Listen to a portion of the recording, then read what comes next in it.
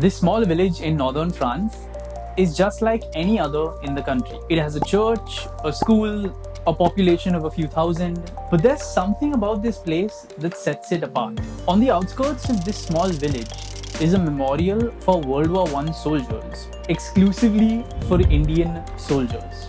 And this isn't the only one. There are many such memorials dotted across Europe. All these commemorate the sacrifices of the 1.5 million Indian soldiers who were recruited in the war, which is more than the number of soldiers from Canada, South Africa, New Zealand, and Australia put together. These men fought with unfamiliar conditions, harsh cold weather, often armed with outdated ammunitions, and underwent great physical hardship, all while fighting for a country that wasn't even their own. So, why is it that we Indians don't know much about them? It's 1914. The Great War is about to begin. And back home in India, the nationalist movement is at its crescendo. Led by Bal Gangadhar Tilak, the nationalists are demanding, at the very least, a dominion status for India. A dominion is a semi-independent state that is still technically under the rule of the British Crown. Basically, a few steps up from being a colony, which is what India was at the time. The British, on the other hand, are on the brink of a global war.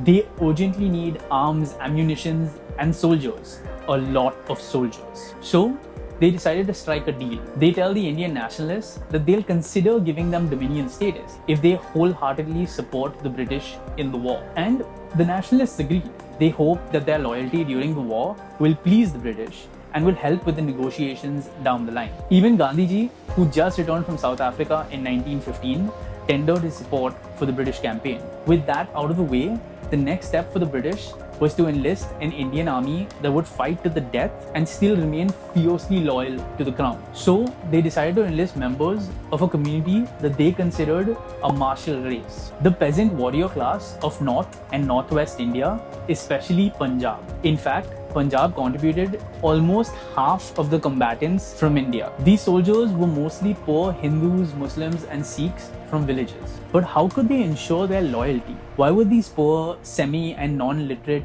rural young men fight for a war that wasn't even there? Well, let's just say the Brits had their way. Here is an army recruitment ad from that time. The Urdu text reads, "Who will take this money, rifle, and uniform?" Below this, there's a cupped pair of hands with a pile of coins.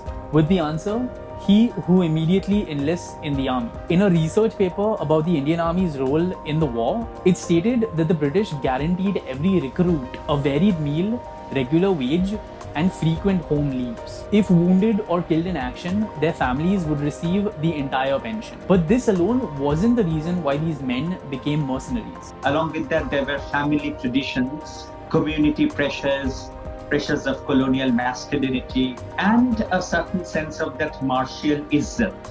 And the hope to win a medal in the army was a great motivation. And it really showed in the way they fought. Even though they were hastily put into action with very little preparation, these Indian soldiers fought bravely. Soon after the war broke out, while the British were still recruiting and training their own forces, it was the Indian Jawans who stopped the advancing German forces in the autumn of 1914 in France. Hundreds more were killed in the battle at Neuve-Chapelle. Yes, this is the same village with the war memorial. But perhaps the most significant contribution of the Indian forces came in the Battle of Haifa in modern-day Israel. Indian sepoys fought against the Ottoman Empire, Germany's allies, in defense of the British Empire. They were successful in defeating the Ottoman forces, and this upshot of an astonishing victory was actually the end of the Ottoman Empire, which led to the creation of Saudi Arabia, Jordan, Iraq, Syria, Lebanon, and Israel. So the hand that dealt the final blow to the Ottoman Empire was an Indian one.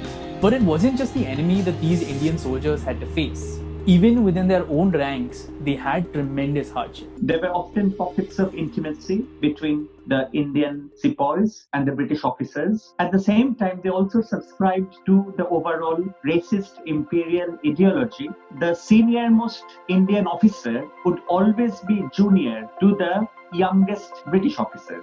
According to the Economic Times, as the war drew to a close, the surviving sepoys, battered and war-hardened, hoped that they would be welcomed back as heroes. But Even that did not happen. In 1919, the British were in no mood to hold up their end of the bargain with the Indian nationalists. Instead of self-governance, the British imposed the draconian Rowlatt Act, which gave the government extraordinary powers to quell sedition against the British Empire by detaining political activists without a trial and arresting any suspected individual without a warrant. Public dissent against this rule was ruthlessly suppressed. The worst incident was the Jallianwala Bagh massacre, where the army fired indiscriminately at a peaceful, unarmed crowd of hundreds of men, women, and children.